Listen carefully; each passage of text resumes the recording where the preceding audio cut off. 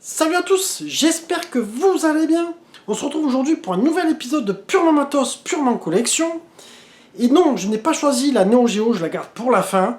Mais j'ai choisi pour vous aujourd'hui la console poubelle de mon poteau DGX, c'est-à-dire la PS2. Et on voit ça tout de suite après le générique.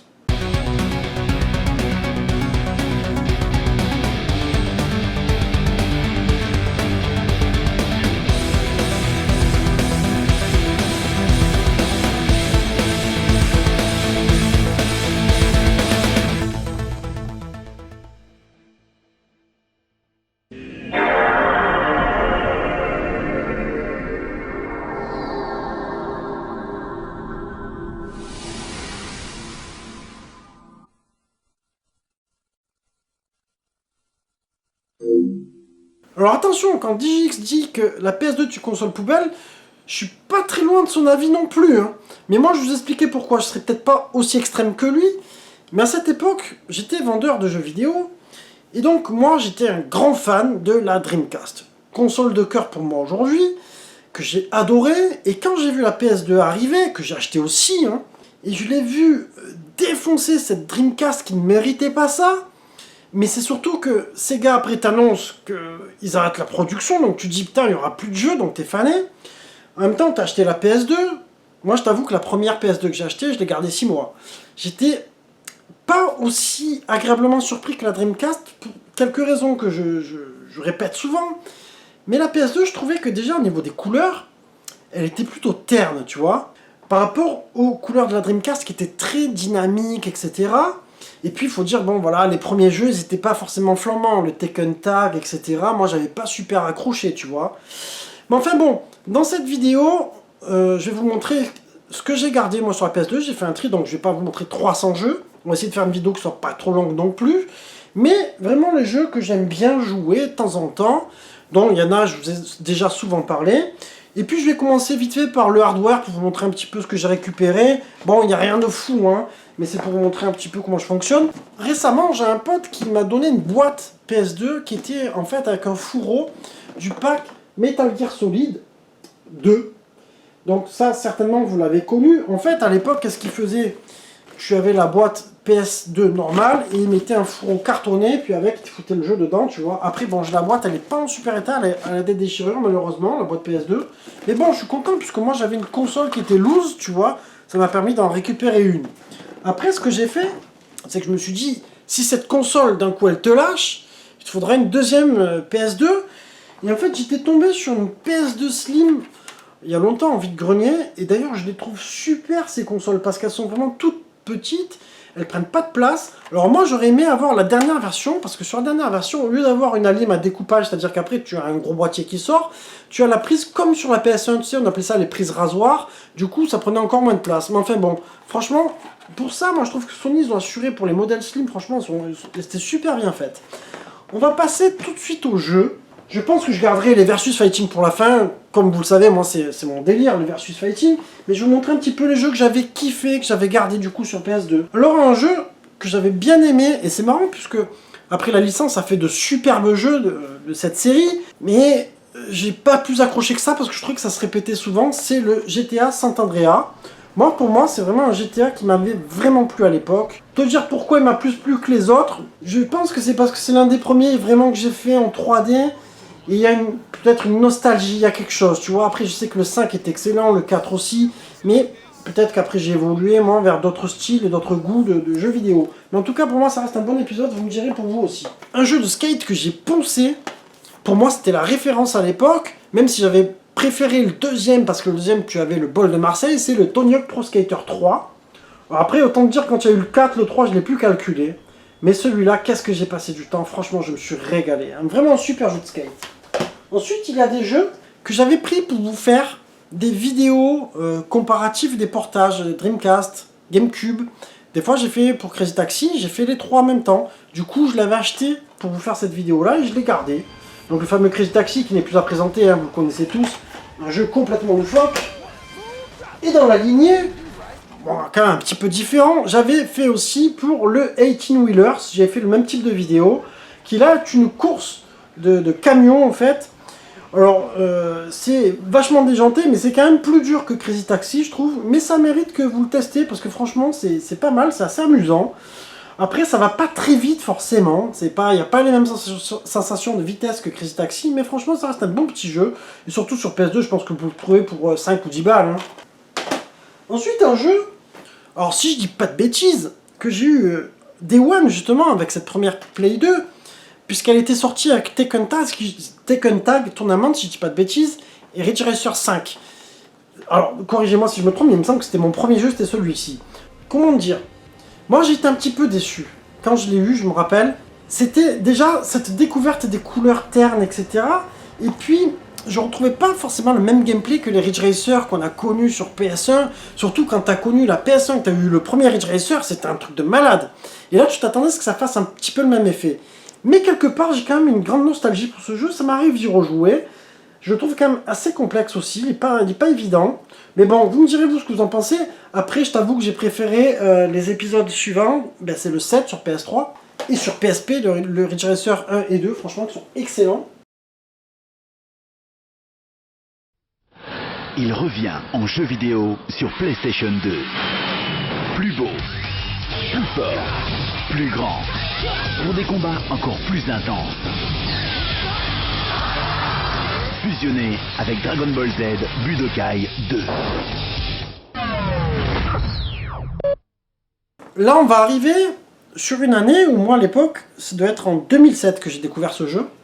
J'allais chez mon pote Yann, d'ailleurs, je remercie encore, si tu vois ma vidéo, je te passe un grand bonjour. Il habitait pas très loin de chez moi, on était toute une équipe de potes. Et il me dit, ah, passe à la maison, j'ai la Play 2 et tout. Alors, je savais qu'il jouait à Gran Turismo, je savais qu'il jouait à quelques jeux comme ça, un peu tout. Et puis, je vois un jeu de billard, un jeu de snooker. Moi, je connais pas les règles, hein, je connaissais rien du tout là-dessus. Et en fait, il m'a fait découvrir ce fameux World Championship Snooker, pardon, j'ai du mal à le dire.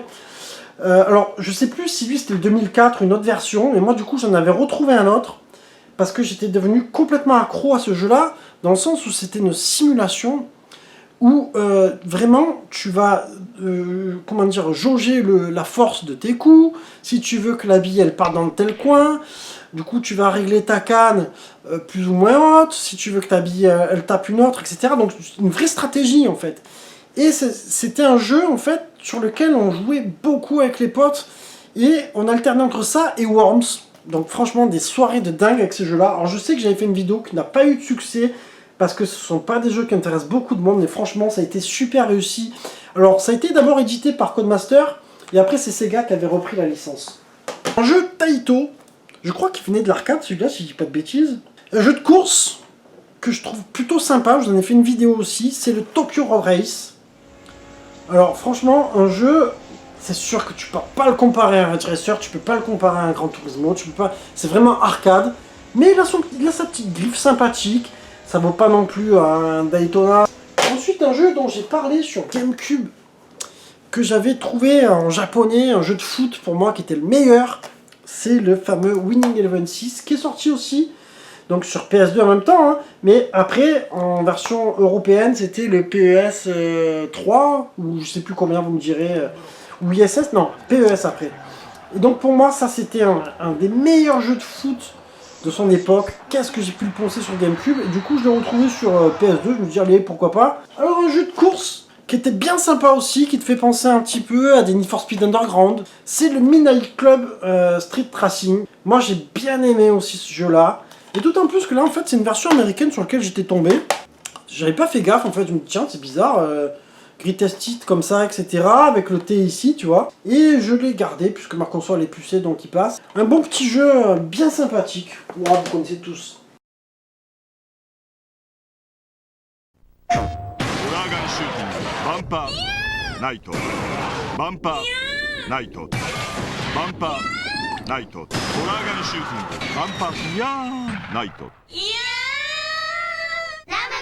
Là, je sais plus quand est-ce qu'il est sorti celui-là, mais je crois qu'il est sorti pas longtemps après la sortie de la PS2, parce qu'il me semble que c'est l'un des jeux que j'avais bien aimé quand même, qui m'avait à l'époque fait un petit peu hésiter à la revendre, tu vois. Mais bon, voilà, après il fallait acheter une GameCube, donc c'est ce qui s'est passé. C'est le fameux Gran Turismo 3, Alors vous me direz, vous, pour vous celui-là, qu'est-ce qu'il a représenté pour moi? Ça a été quand même une grande avancée dans le Gran Turismo. Tu venais du 2 sur PS1, là le 3 graphiquement c'était quand même une refonte de dingue. Le jeu, celui-là, moi il reste toujours, tu vois, un petit pincement. J'aime bien y rejouer de temps en temps, un superbe jeu. Une compile dont je vous ai parlé il y a quelques temps, je l'avais acheté en fait pour un jeu, même deux au départ. Mais après, quand j'ai découvert le deuxième, qui était très très moyen, finalement, c'est resté plus que sur un jeu. C'est la Sega Classic Collection. Alors au départ, en fait, j'avais pris pour Virtua Racing et pour le Outrun, sauf que le Outrun est franchement très moyen. Après, le Fantasy Zone qui est dedans, bon, c'est pas ma tasse de thé, c'est la version arcade. Tu as le Golden Axe. Alors, le Golden Axe, au début, je me dis, ah, trop bien, tiens, on va le tester. Bon, c'est le Golden Axe 3D, il est dégueulasse, franchement, à chier. Le Monaco Grand Prix, c'est pas la version Mega Drive, c'est la version, comment tu dirais, un peu mode micro machine, quoi, tu vois, la version vraiment d'époque.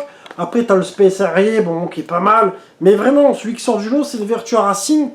Alors, c'est pas une version arcade perfecte, dans le sens où je crois que sur la version arcade, t'as quand même un bruit de moteur un peu plus fort.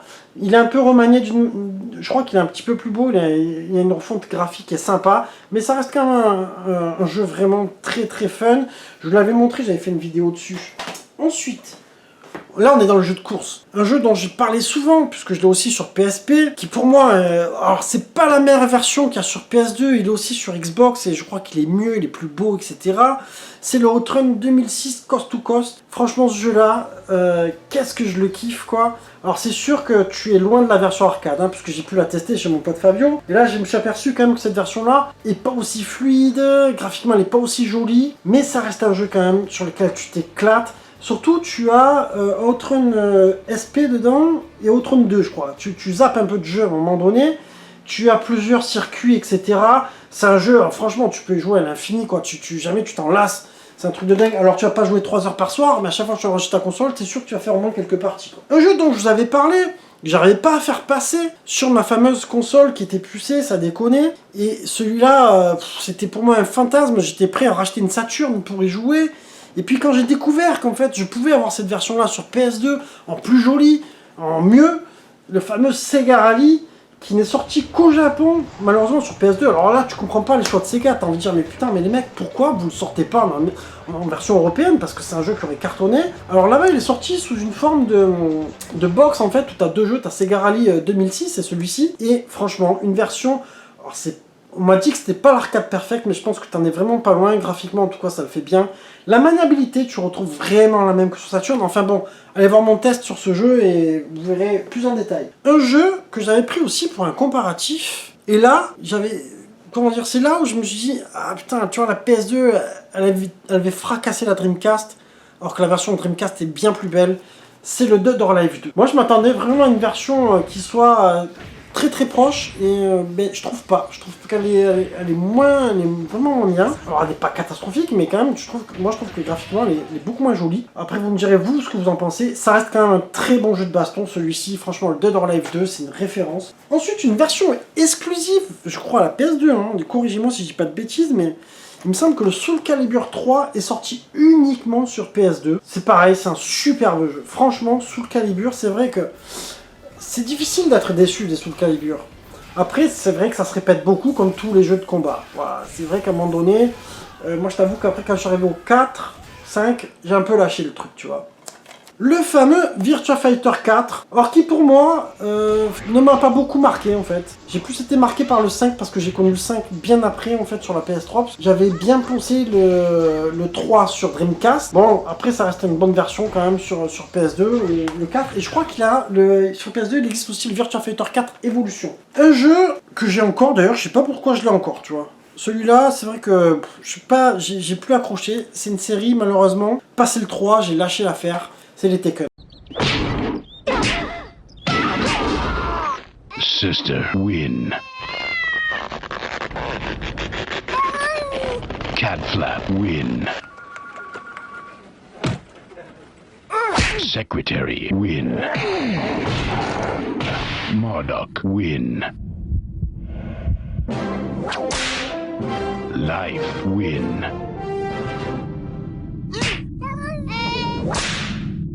C'est-à-dire que Tekken, j'ai kiffé le 1, j'ai kiffé le 2, j'ai kiffé le 3. Dès qu'on est passé sur Play 2, j'ai eu le Tag Tournament. Et après, ça a été de déception en déception. J'ai voulu me réconcilier avec cette licence, avec la version sur PS3, c'était quoi, le 5 ou le 6, je sais plus.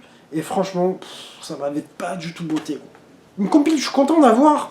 Bon, maintenant, il y en a beaucoup qui ont cet équivalent-là en PS4 avec plus de choses. C'est la Street Fighter Alpha Anthology. Franchement, ça, j'étais super content de l'avoir parce que tu as, moi, les Alpha, enfin la série 0, moi j'appelle ça, je les ai tous sur PS1. C'est une trilogie qui m'a vraiment marqué pour Street Fighter 2. Alors là, tu vas avoir donc le Street Fighter Alpha, Street Fighter 02, Alpha 2, pardon, le Alpha Gold 2 et le Alpha 3 Max, plus le Pocket Fighter. Donc c'est une belle petite compile. Franchement, j'étais bien content de la trouver. Ah, et là, on va arriver sur mes jeux favoris. Forcément, vous vous en doutez, les jeux SNK. Un coffre que je connaissais pas. Enfin, je l'avais pas trop fait celui-là. Moi, j'étais parti sur le 13 à l'époque. D'ailleurs, comme un gros connard, j'ai revendu. Tu vois, parce qu'à une époque, les jeux, je les gardais pas sur PS3, etc. Souvent, j'achetais, je revendais, j'échangeais, etc. Et je suis parti sur le 11, j'avais fait un test d'ailleurs il y a quelques temps, il y a peut-être déjà un an au moins. Et franchement, une belle surprise. Je trouve que ce coffre 11 est vraiment sympathique. Il vaut vraiment le coup.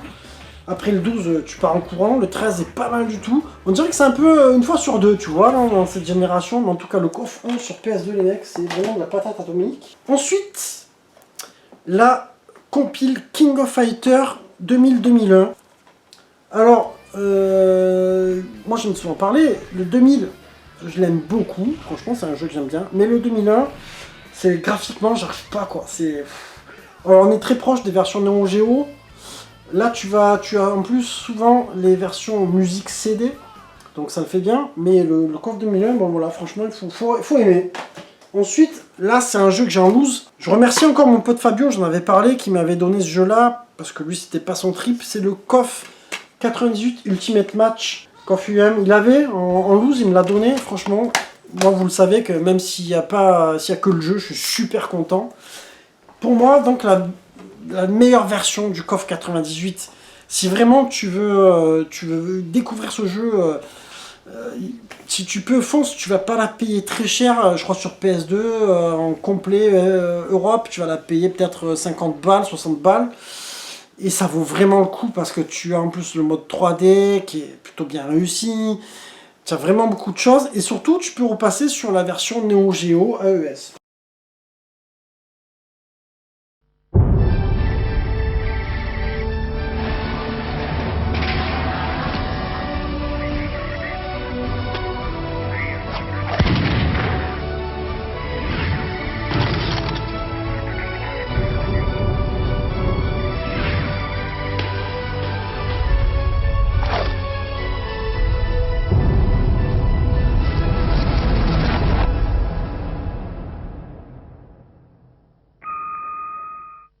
Alors là, on va arriver sur un objet dont j'ai souvent parlé. C'est le fameux stick Orochi. Donc, que j'avais eu il y a à peu près 2 ans, je crois. Je l'avais pris à Noël. Et donc, j'en avais parlé parce que c'est la réplique du modèle du stick AES. Et le mien, il avait eu un problème de vernis. En fait, c'était mis à coller. Et du coup, il avait perdu sa couleur. Au lieu d'être bien vert, moi, il est parti vers le doré. Mais enfin, bon, il marche très très bien. Et avec, en fait, il donnait cette fameuse compile qui est différente au Japon de chez nous, où là, tu as la Orochi Saga, mais tu as le 95, 96 et 97, alors qu'en Europe, alors là, moi, je te montre la version PSP, tu vois, c'est celle-ci, où tu auras du 94 au 98. Par contre, je sais pas si sur PS2, c'est comme sur PSP, mais sur PSP, tu n'as pas les musiques CD, et le jeu n'est pas hyper fluide. Tu as des petits ralentissements, des petits chargements qui sont un peu gênants. Alors vous me direz, vous, si vous l'avez en version européenne. Mais en tout cas, sur cette version-là, franchement, c'est nickel. Tu as des chargements rapides, tu as les musiques Neo CD. C'est vraiment le top du top. Pour moi, c'est les versions optimales, en fait, de ces jeux-là. Après, si tu as les versions AES et que les musiques AES te plaisent, ça reste très très bien, il n'y a aucun problème. Moi qui adore les musiques CD, franchement, je m'éclate à jouer à cela. Parce que là, tu es quand même au-dessus des versions PS1, etc. Alors, j'en ai parlé souvent de ces deux jeux-là. Ce sont pour moi les concurrents un petit peu de Samurai Spirits sur Neo Geo. c'est les fameux Last Blade qui sont en compile sur PS2 que j'ai pris. Alors là, bonne petite compile si tu veux, pour le prix que ça coûte, c'est bien, tu vas te régaler. Par contre, il y a des choses qui m'ont choqué à force d'y jouer, de comparer avec la version Neo Geo. C'est que, en fait, là, tu as des effets en moins. Alors c'est fou parce que la PS2 est largement capable de les faire. C'est-à-dire qu'à un moment donné, sur le stage 4 de Last Blade 2, quand tu vas avoir la maison en flammes, tu n'as pas les effets de distorsion de l'image. Il y a plein de petites choses comme ça qui ne sont plus. Mais bon, ça reste quand même très sympa pour des petites versions PS2. Un jeu dont je dis souvent que pour moi, c'est pas uniquement un Fatal Fury. Il n'a plus vraiment la griffe d'un Fatal Fury, mais ça reste un très bon versus fighting. C'est le Mark of the Wolf, que j'ai trouvé aussi au Japon. Franchement, c'est un bon portage sur PS2. Alors là, par contre, tu n'as pas les bugs des fameuses ROM que j'avais vu là sur l'ASP, etc. Où tu as les bugs sur le stage du train et tout ça. C'est une bonne petite version, vous pouvez les trouver dans les 40 balles environ. Et le dernier jeu, dont je vous avais fait un test, qui était pour moi un jeu que je connaissais pas bien. J'en avais entendu parler. Et finalement, je trouve que c'est un très bon crossover. C'est le fameux Neo Geo Battle Coliseum, que finalement j'ai repris en version japonaise, je l'avais en européenne, mais je préfère finalement avoir toutes les jaquettes Jap, etc. J'en profite en même temps pour vous rappeler un truc, c'est que pourquoi aussi la PS2, moi il y a des choses que j'aimais pas trop dessus, c'est les tranches des jaquettes, je trouve qu'ils font pas joli quoi sur les étagères, franchement quand tu les mets tous, c'est trop uniforme en fait, je trouvais ça un petit peu dommage. Mais tu vois, chez les japonais, t'as un peu moins ce problème, c'est qu'ils ont quand même mis des petites couleurs, ils ont mis des trucs sympas. Franchement, ça change tout, je t'assure. Je comprends pas pourquoi en Europe on a toujours eu droit à des trucs, tu vois, pas au même niveau quoi. Enfin voilà, on arrive sur la fin de cette vidéo collection. J'ai essayé de faire bref, de pas trop m'attarder pour pas qu'elle dure trop longtemps non plus. J'espère qu'elle vous aura plu. Et puis n'hésitez pas à liker, commenter. Voilà, moi ça me fait super plaisir d'échanger avec vous. Et puis je vous dis à très bientôt les amis. Je vous ferai de toute façon d'autres épisodes pour ma collection. Et je vous embrasse tous et portez-vous bien. Ciao ciao. Dans les années 70, c'était les rockstars qu'on attendait, et si on faisait un sit-in, c'était pour changer le monde.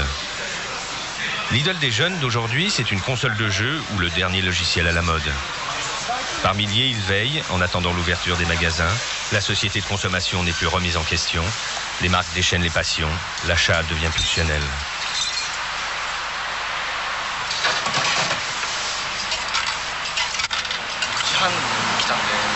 Ça fait 6 heures qu'on attend. Là, il est à peu près 3 heures du matin et on commence vraiment à avoir froid. C'est pour ça que je viens chercher un peu de café pour moi et mon copain. La nuit va être longue, l'ouverture du magasin n'est prévue que pour 7 heures du matin.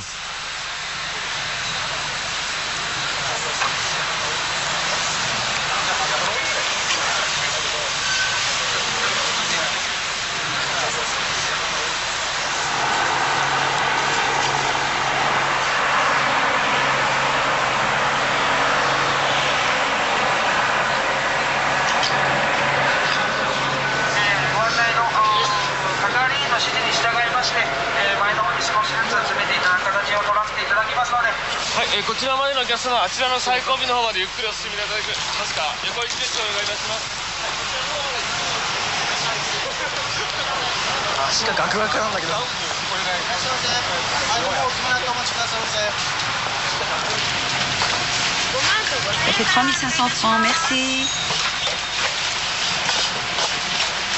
Donnez.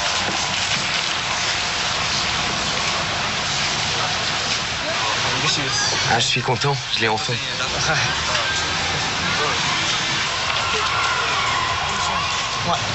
Mission PS2 accomplie. Oui, c'est fait.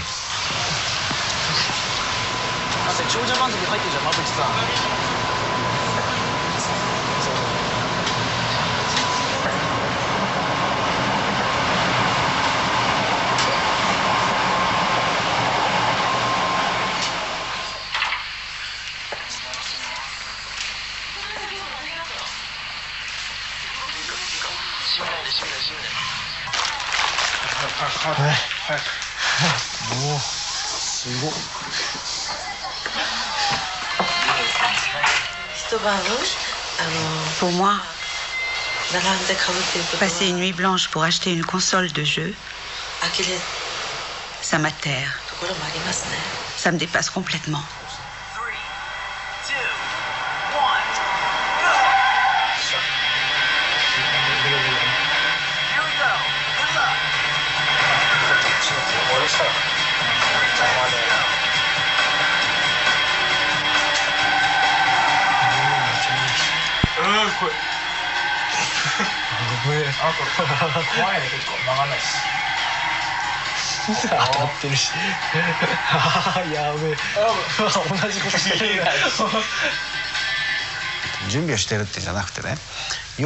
Ce n'est pas que l'on conditionne les consommateurs de demain.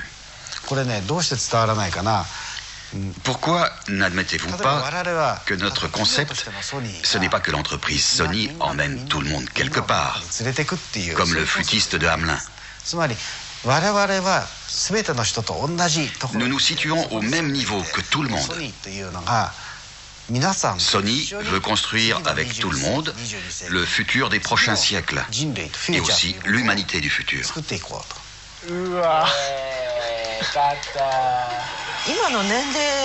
Quand j'avais son âge, il n'y avait pas de console de jeu à la maison. On étudiait beaucoup.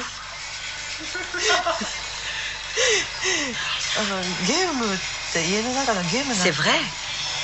Les seules distractions que l'on avait, c'était le cinéma de temps en temps.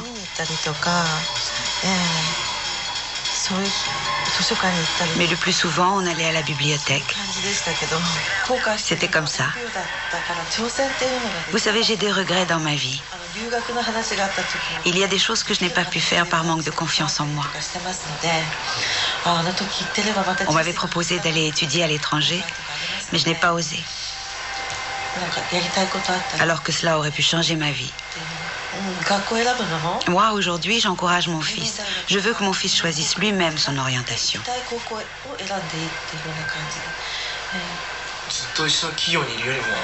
Moi, au lieu de travailler dans la même entreprise toute ma vie, j'aimerais avoir la possibilité de me remettre en question tous les jours. Les employés, eux, ils font le travail qu'on leur ordonne de faire. En tant que travailleur indépendant, je serai libre de faire mes propres choix. Et moi, je préfère ça. Et vouloir cela, c'est encore un défi audacieux dans la société japonaise.